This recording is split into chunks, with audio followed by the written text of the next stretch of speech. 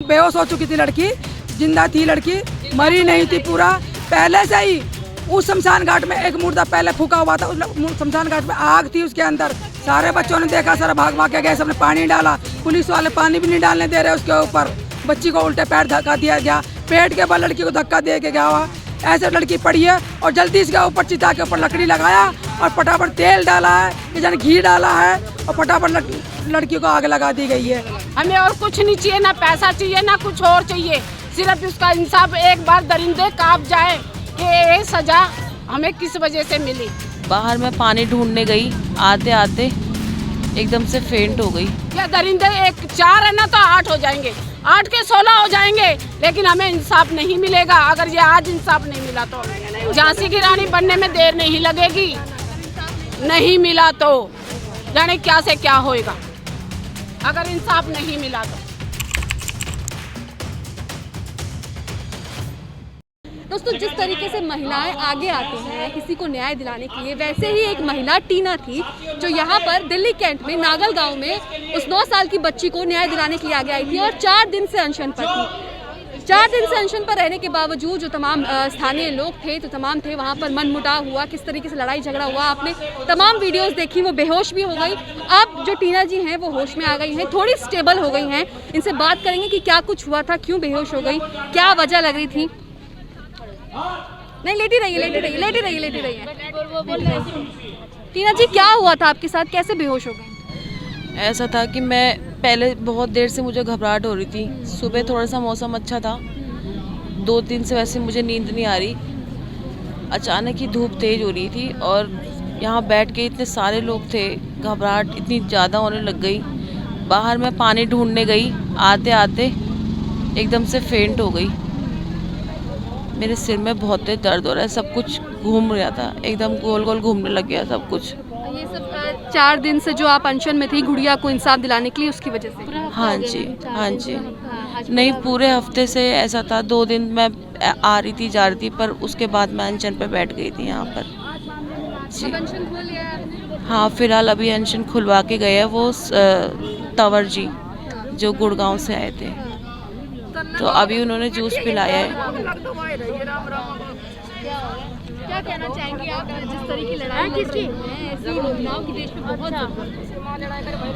ज़रूरत तो है, पर मैं आपके चैनल के माध्यम से एक बात बताना चाहूँगी कि यहाँ आपस में मनमुटाव बहुत ज़्यादा, जैसा कि मैंने आपको पहले ही बताया था।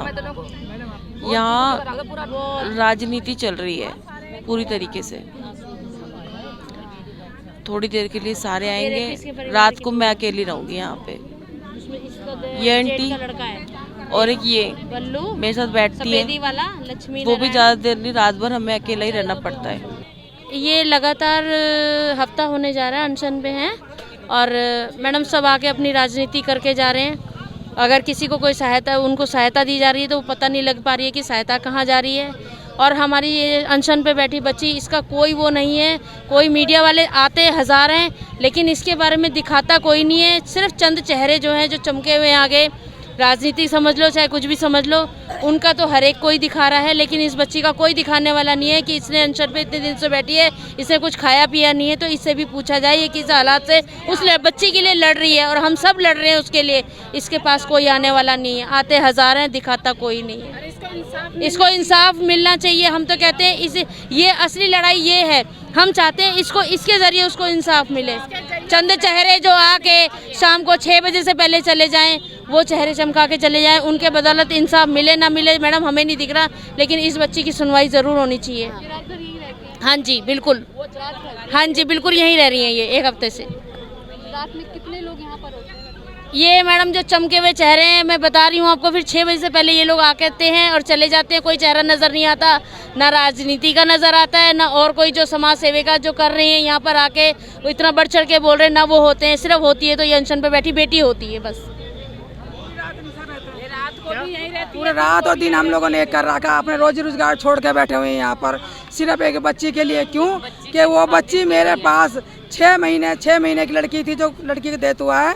6 महीने से हमारे पास थी लड़की। हम जब से वो बच्ची को जानते हैं, बहुत शरीफ परिवार है, छोटी बच्ची, बड़ी प्यारी बच्ची है।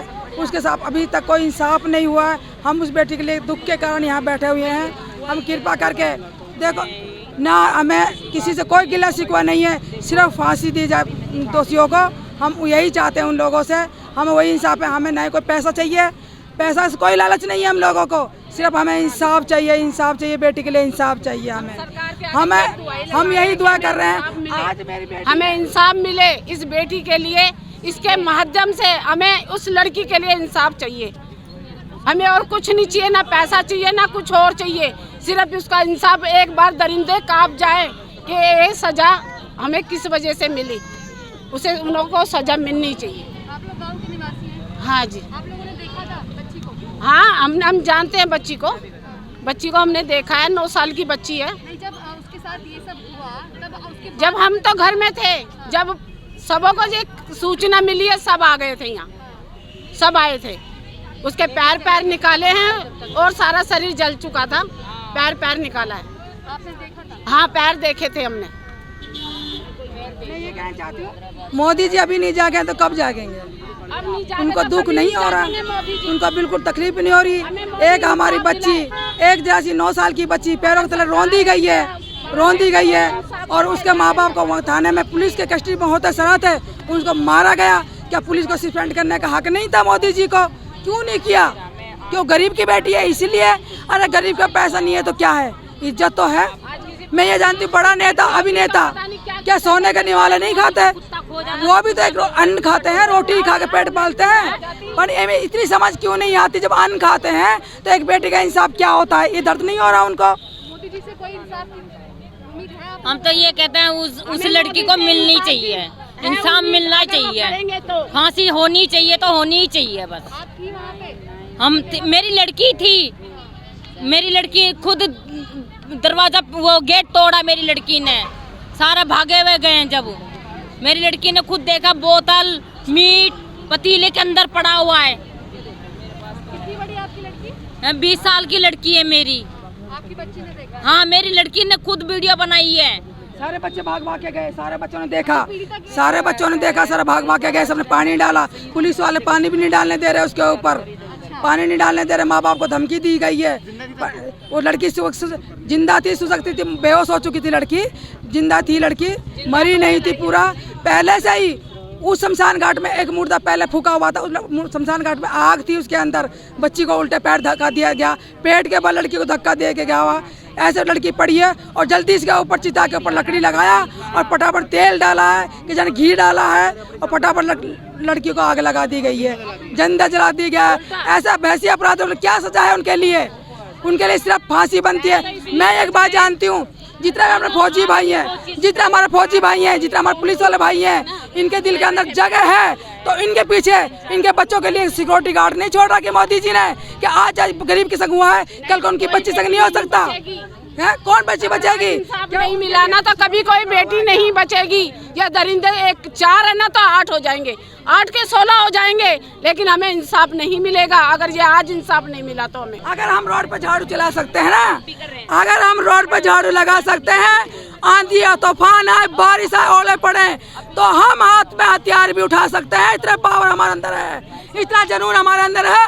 आगे से हम हथियार अपने पास रखेंगे और भैंसी दरिंदा को हम नहीं लगेगी, झांसी की रानी बनने में देर नहीं लगेगी।